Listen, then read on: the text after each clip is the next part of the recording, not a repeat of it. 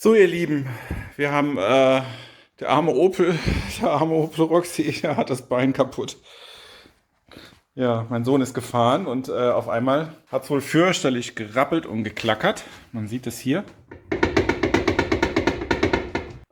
Fronthaube bauen wir ab, gucken uns das an. Es gibt ein Forum dazu, das verlinke ich. Das ist wohl ein Problem bei den Citroën Ami und bei den Opel Roxy. Gibt noch keine klare Lösung, soweit ich das aus dem Forum gelesen habe. So wie es aussieht, ist so ein Gummipuffer oben in diesem Teller, wo der Stoßdämpfer drin sitzt. Er löst sich. Ja, und dann schlackert das Rad. Und das werden wir jetzt uns genauer anschauen und reparieren. Ehrlich gesagt hatte ich keinen Bock, zu Opel zu fahren. Die waren schon irgendwie schwierig, weil sie gesagt haben, ja, der Abschlepper, der steht woanders und das dauert. Und ja, wahrscheinlich haben wir das jetzt in 2 Tagen gelöst und das Ersatzteil kostet 30 € und dann ist die Sache erledigt. Nichtsdestotrotz wollte ich euch das Ganze filmen, damit ihr das bei eurem Opel vielleicht auch nachmachen könnt.